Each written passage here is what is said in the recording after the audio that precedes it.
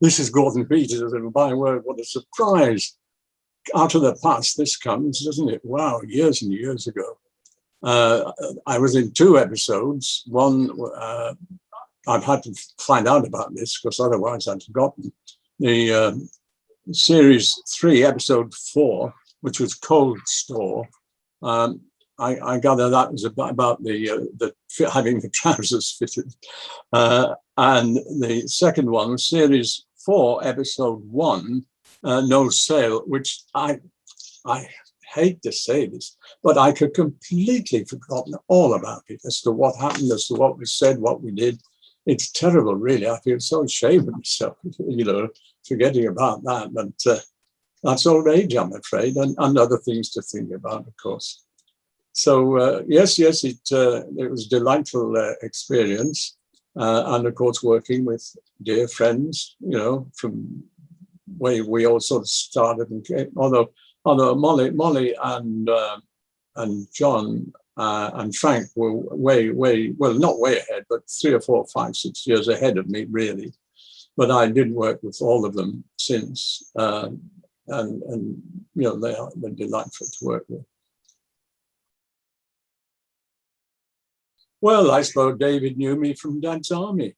I was pretty well known at the BBC Centre, and in those days, directors and producers used the same actors if they could. The same actor, each director really had his own little repertory company, and he would always fall back on the regulars that he knew. Because he'd worked with them, he knew there were no trouble, he knew they learned their lines, and there were no bother. He could sort of be, friends easily with them. They were easy to direct, and I suppose that's how that happened, really.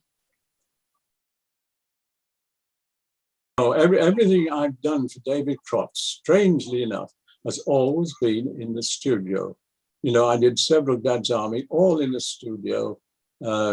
Grace and Favour, You Rang My Lord, and several others. But everything I did was in the studio. I never had the pleasure of going out and filming and staying and meeting with the cast, for dinner at the end of the day's filming. And getting to know each other really well. Oh yeah, yes. Well, as I say, everything. The trousers one. When you first mentioned it to me, I was trying to recall it, and all I could remember about that was an umbrella. And as to what we did with the umbrella, I couldn't think one minute.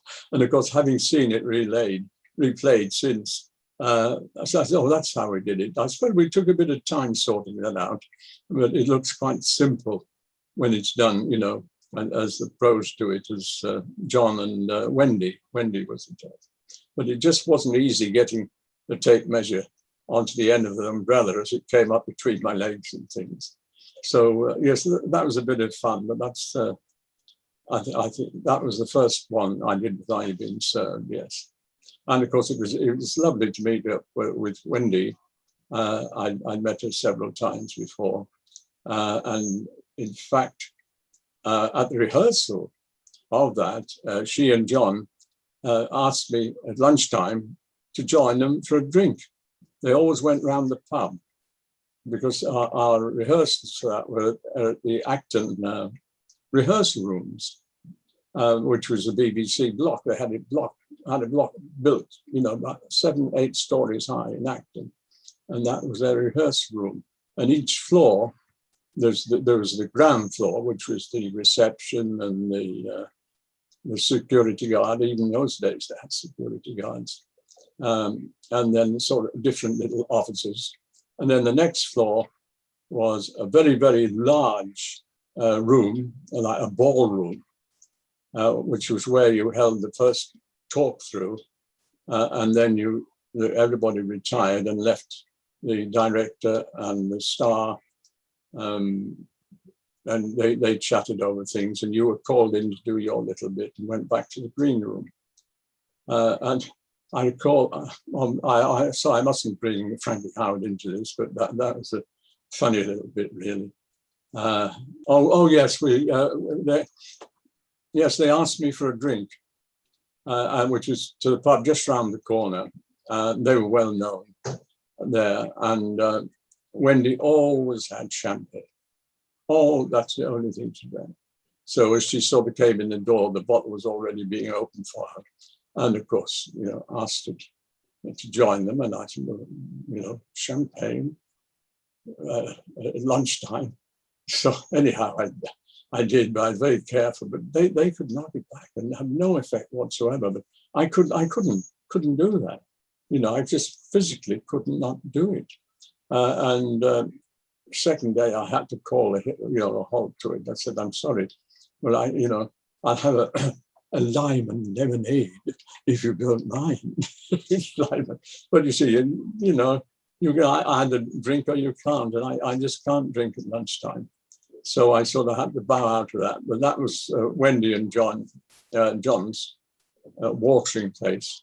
How they did it, and then just worked, because they all had decent parts of it. I mean, word-wise, to learn. So it was a bit difficult, but it sorted out. As regards the other one, the trousers, as I say, dear, oh dear, it was only through seeing the names on a rerun that my daughter found a copy of Cold Store and sent it to me. And I was, good Lord, yes, I remember that. Other than that, I just, no idea. I didn't know my wife's name in it, a real name. I think it was Joan Cunningham or Joan Cunningham, something like that. Anyhow, if you're still alive, dear, because it's many years ago, I do apologize. Well, I knew them all, really. It was like a well-oiled machine by then. What was it? Episode, series 3, when I did my first one, and you just slotted in very, very naturally. There was no airs and graces there. They were just pros doing a good job. I mean, obviously the sort of the John Inman and Molly and Frank and Wendy, they were all sort of regulars. But out of the sort of second role, should we say, second run, what was his name? Little fella, Mr. Granger. Isn't it funny how these things, that happens, you see, Andy, when you get old. You sort of, you drift away and then pow, it suddenly comes. Mr. Granger, I loved his little character. And of course, old Mr. Grace, everybody loved him. Everybody loved him. Well, with Jeremy, I mean, he used to sort of waft in and out and hardly ever spoke. He mainly chatted with David. But with Dad's Army, with Jimmy, he was there for every line. He was so meticulous and so wanted it to be bang on as it's actually written. Entirely different attitudes to a writer to his work. Yes, of David's, yes, he used me an awful lot. It was very, very nice. There was one, it was about the brass band. Do you remember it? What was the name of that? Would you remember that? I can't remember. Anyhow, I was booked as a reporter, news reporter, and the band were going to set about to achieve a record of playing at sort of 500 feet in balloons, you see. And as I say, I was booked to go down to this field in Oxford, somewhere near Oxford, and it was a Sunday, and wind was howling and the wind was gusting, You know, there was not possible to shooting. Anyhow, all the balloons, there were about 8, 9 of them, all tethered down. And we were all standing around, you know, thinking this is never going to change. It's going to be like this. And suddenly, one of the balloons took off. A little bit of wind got under the actual balloon and tore it away from its moorings. It didn't actually take off, but it bounced along the field. And we all sat in a line just watching this thing go. And then it caught up in the tree. And I thought, oh, thank goodness no one was in that. And we all dashed over. And just as we got there, the band, the basket had landed right way up. And just as we got there, the fingers appeared on the, and a little head appeared out the basket. He said, what's happened? What's happened? Evidently, he got in the balloon for a kip, you know, to wait, and it just torn away. And the poor fellow was bang, bang, bang. He was shaken, but not stirred. So that was a sort of a funny, in a way, a funny, sordid episode, really. Many years, lots of things happen, but not good enough to going on. It'll be all right on the night. Oh, incidentally, I got my first helicopter ride there. I think it was an autogyro or something. I don't know what the difference is really, but it was a farmer who would sort of, obviously it was his field, and he had this little autogyro helicopter. And I got chatting to him, and he said, would you like a ride? Well, that was on the second. We went back the following Sunday and did it. It was a lovely day. So that was my very first experience. And what a thrill that was. Oh, there again, sudden recall. The one I was talking about, the balloons, is Oh, Happy Band. And Tom Menard was in that. I can't remember anybody else, but Tom was an old pal of mine. Lovely, lovely Yorkshireman, lovely comic. Oh, Happy Band, dear, oh, dear, oh, dear. It's, when you think back, and of course I did a lovely part in Grace and Favour, Mr. Volpoli, I think the character was, and the story was they were looking for somebody for the hotel they'd taken over. Grace and Favour, that way. And who would be, I don't know who it was announced me, but they told them that Mr. Volponi was very busy and he worked as a waiter in the restaurant on the trains, you know, but very experienced. So here, Mr. Volponi, I came on running with the tray, you know, and sort of not moving all the time, weaving in and out, and sort of leaning forward. And just as they went to get them, you know, I go back with the train and all that. So just swept through them like an avalanche. And then afterwards, I said to David, which was very, very rare because, you know, he was very much in control. I said, wouldn't it be an idea that just as I've gone off, there's a terrible crash of cutlery and you know, I dropped the tray. He said, oh, yes. And he put that in. So I was very pleased, very pleased. And it's one of the occasions when I got a tremendous round of applause from the audience. So that's a happy one. But it was a good experience. All the shows were excellent, really. What else was there? There was another one. Oh, Heidi High was, yes, I did a couple of things as a gatekeeper. I went to refilm that. I went to film that. I forgot about that. That was sort of 2 days filming as a gatekeeper. I can't remember much about that. But yes, David was responsible for a lot of work and responsible for making lots of people who were, you know, good pros, but made them big names entirely through his programs, his shows. Oh, Are You Free? Of course, Are You Free? Yes, that was a regular, wasn't it? Was there any other? I can't quite recall. I'm free. No, I can't recall any other catchphrase in there. I'm sure there was. John was the favorite with them in America. And he used to go over every year, you know, and feted absolutely, you know, F-E-T, not F-A-T, feted by them all. They adored him. And of course the others went from time to time. It was always John. He was the main one, you know, for that. So, but I suppose also it would be on public broadcasting, is it called, over there?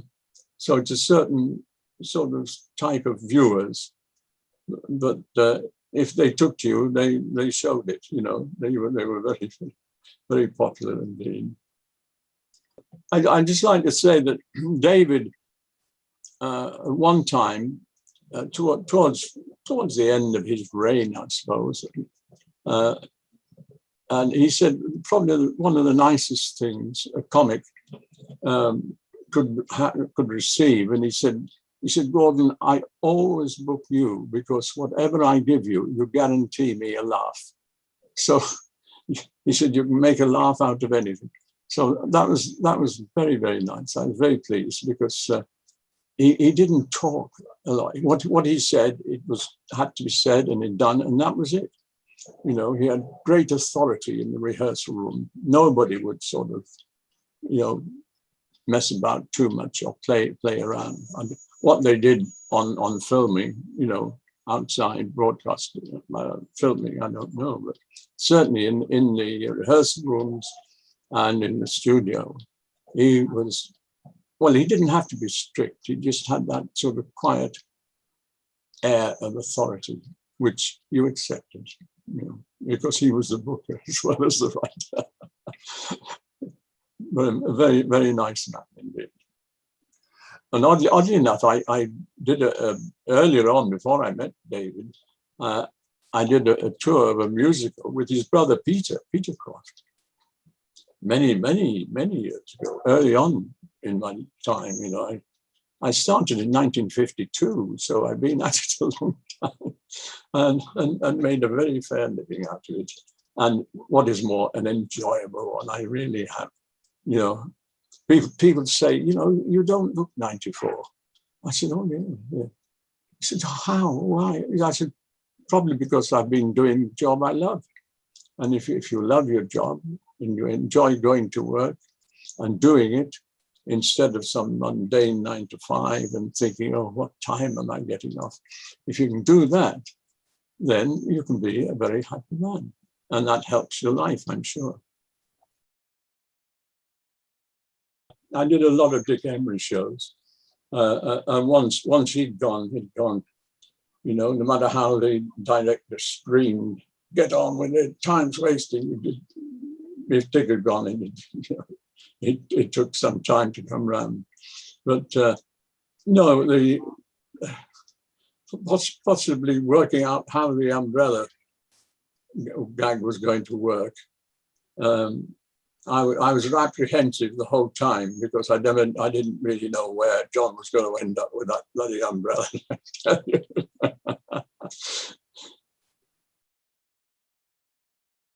It's been nice recalling old times.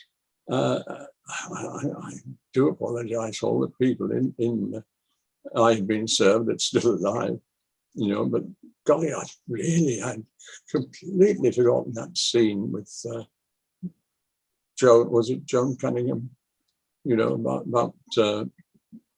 not buying the dress. And I was thinking about it actually last night. It said the dress was £99. Well, this would be about in the 1970s, wouldn't it? So £99 for a lady's dress was, wow. Well, bringing on for a grand, I suppose. Must have been. Must have been.